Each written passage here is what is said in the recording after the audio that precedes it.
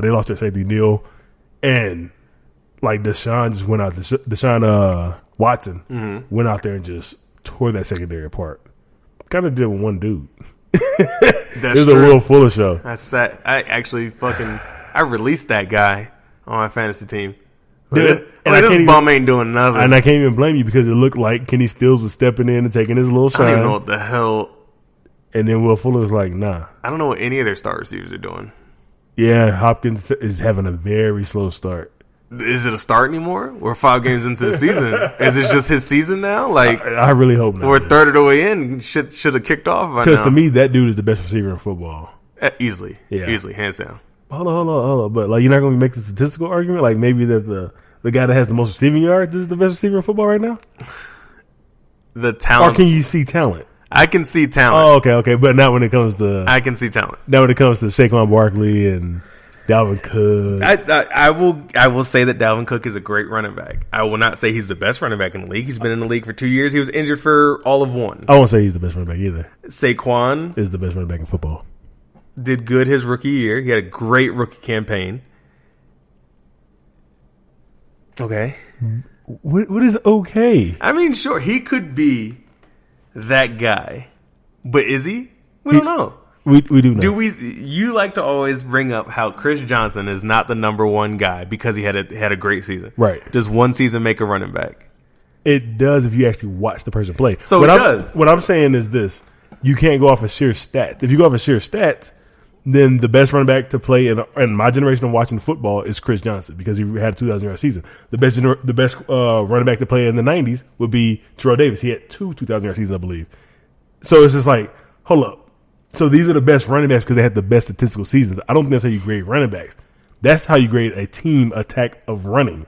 The way you grade running backs is what do they do when the tackler gets there. Obviously, do you hit the holes? Because there's a running back that can break a lot of tackles that couldn't hit holes, and that dude ain't in the league anymore. He got drafted to the Browns. Remember that guy? Who are we talking about here? Trent Richardson. Trent Richardson. He could break a tackle, break your face mask. Yeah. Trent Richardson from the Talladega Nighthawks sandwiches. Yep. I love it. But apparently he's also partially blind and he can't see holes. Hey, things happen. But as far as guys that have vision, which I think that all the guys we're talking about do have vision. Okay. After you say they have vision, they have the physical skills, which is speed and enough strength to, push a power. Mm-hmm. Once you say all those things, now all you're looking at is, can they be tackled? And the guys that cannot be tackled, and then catching comes into it. But the thing is, right now, all the top running backs can catch. Even the guys we thought that could not catch can catch. Yeah, the bigger guys are starting to be able to show that they got hands. Everybody's capable nowadays. Yeah, I don't think there's a top 10 running back. Like even Fournette is showing out with catching. People thought that he couldn't catch at all. But Zeke's catching balls up the sideline. Like everybody can catch nowadays. Everybody can catch. So that margin is like, okay, we know you can run. We know you can catch. Mm-hmm.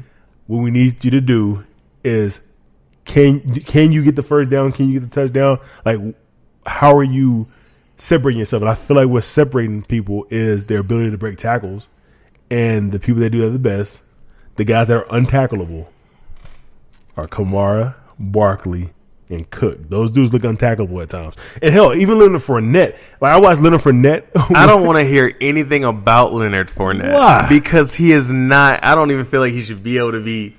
We shouldn't have wasted. Now, what are we on? We're on a solid 15 seconds now that we've wasted on Leonard Fournette. And I really am. He's a leading rusher right now. Isn't he the best running back in the league? I'm not okay with it. Leonard Fournette is a poor man's Henry. He's a poor man's Henry. And Henry isn't even a rich man's anything. Yeah. If you have 32 running backs to choose from, you're not like, damn it, I really got to get fucking Derrick Henry. And if I can't get Henry, I'm getting Fournette. You don't fucking do it. There are teams that will probably take Blunt over fucking Leonard Fournette. Because why wouldn't you? Wow. Leonard Fournette is not a franchise running back. What are you saying? Leonard Fournette was hyped up off of this LSU train. He had this great highlight tape where he was stiff-arming motherfuckers into the mantle of the earth and the core was bursting and all that shit. Sure. Yeah, he had a great fucking college season. Then what happened in the NFL? He got to the NFL. Sure. He had a couple games where he was playing all right. Yeah. And then what happened? What do you mean? If I remember correctly, Leonard Fournette came in, had a 1,000-yard rushing season. Next season, got hurt. Okay. And he's already injury prone. And now he seems like he's injury prone. He's injury prone. Comes in this year, decides to drop some weight, says he wants to be a little bit quicker. What I've seen from this guy. Didn't he want out last year? Was that Leonard Fournette? I'm pretty sure he wanted the fuck out of that motherfucker. Man, then they fixed it up. What the hell is going on in Jacksonville? What do you mean what's going on in Jacksonville? It's Jacksonville. They have a quarterback that's just like, nah, not playing. My back hurts, bro. Yeah, not playing. My back hurts and I'm going to keep my wife pregnant so I never have to play for you guys ever the fuck again. Yeah, I don't know what the hell's going on with It's because they're not... It almost seems like they don't care if they win. I mean, that may change now with this whole fucking... We got Stone Cold Steve Austin in a quarterback form. I don't know what's going on there, but that may change. But Jacksonville's not the spot. I like Jacksonville. I like Fournette. Fournette, I think, is a very hard person to tackle. However, you're watching somebody that doesn't have the same support system that they have in Carolina, which is wide open gaps to run through. When I watch Fournette run, this dude gets tackled. This dude gets hit in the backfield by two people regularly. Both corners, and he goes down every time. There's no way that Fournette is built like fucking The Rock, yet you can take him down so easy. I don't understand. Where are you seeing these easy takedowns of Fournette? If you go head up with Fournette, sure, he's going to truck you. Yeah. Other than that, he's a very easy tackle. I don't see how, like, I'm not understanding. Yeah, you know what? Yeah, he's a poor man's Derrick Henry. He's definitely a poor man because Derrick Henry still dust you. Somehow that 6'8", 360-pound man will dust you. That man is fast. He can't run. He will dust you. Fournette's not doing that. He ain't running away from you. What are you saying? Who's he running away from? He's already broken big gains this year. Okay. Yeah. And where'd he get caught from? One of them got caught. If he gets caught from behind, that means he's slow. I think he's tired. If he gets caught from behind, that means he's slow. I'm not willing to say that he's some fast guy. The man ran a 4.51. Is that slow? Is that what slow is right now? That's what slow has always been. Once we got past the 70s, when every NFL player was white.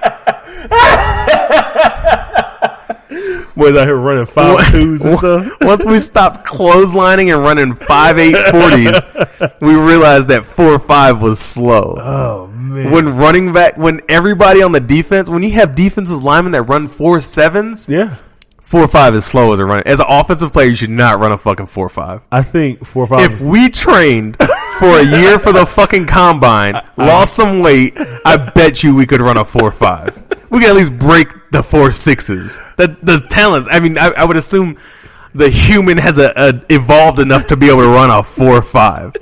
Motherfucker, cavemen were chasing down animals running 4.5s.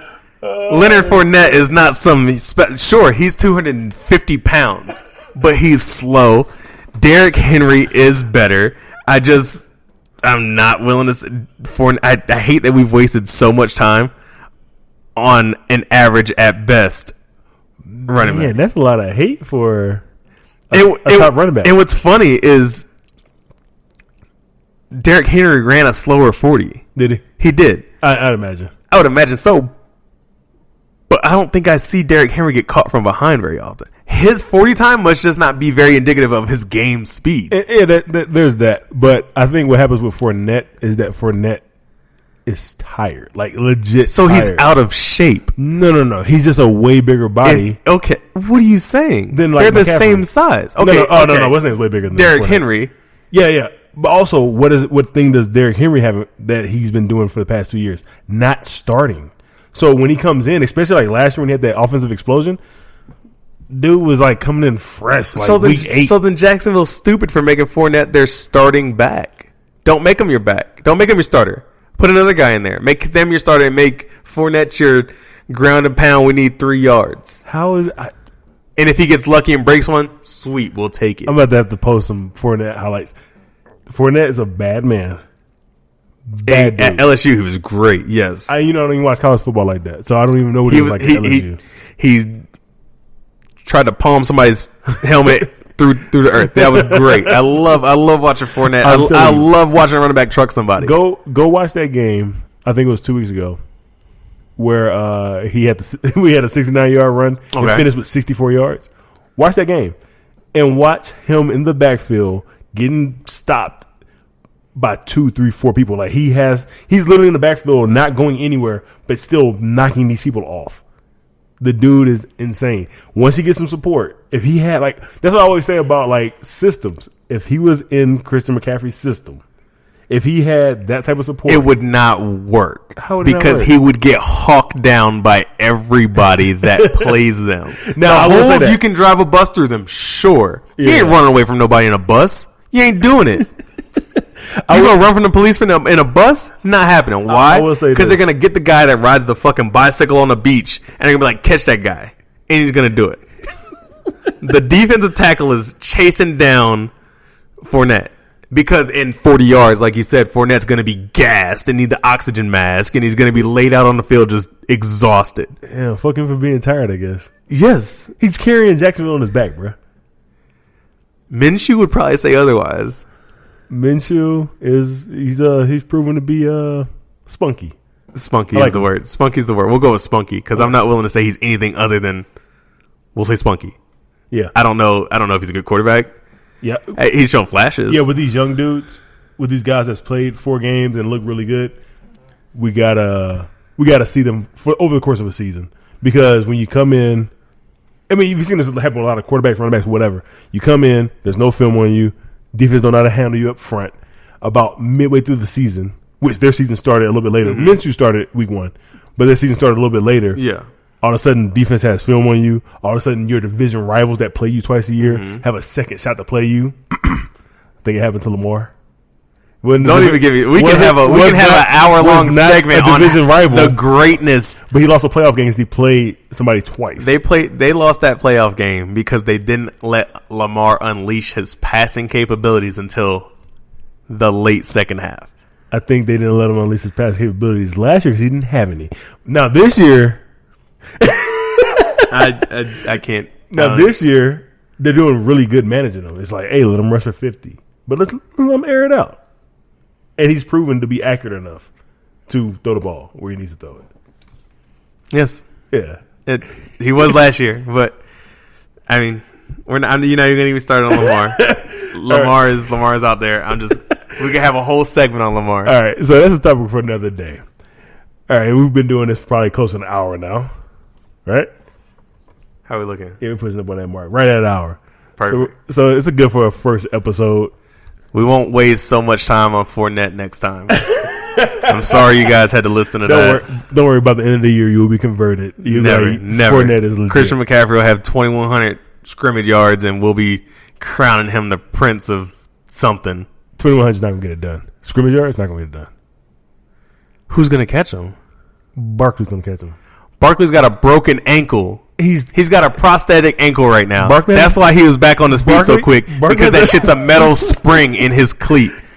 That's a prosthetic. Barkley is Wolverine. He broke his ankle, and they were just like, hey, he's going to be out for 8 weeks. And he's like, nah, let's do a week and a half. He's Wolverine. Because he went to the same guy that gave Ray Lewis that deer antler spray. We need to meet that guy. My knees feel funny. Let's find that guy. Yeah, I'm hurting all over. We'll have to figure that guy. Somebody, if you got his email or maybe his contact info, send that out. I might need a little spray or something, a little spritz. Let me get that deer antler spray. All right, well, then we'll wrap it up. That has been the first episode of Take the L podcast. Check us out on Facebook, Twitter, Instagram. Every social media platform will be there. And I will tell you how to download this podcast, but if you listen to it, you already know how to download it. So, till next time. Yep. What's your name? Man, I got to be the best living. That's a given. Check my stats. This the halftime show. What the mess with that? Killer Cam. What's your name? Killer Cam. Yo, Killer Cam.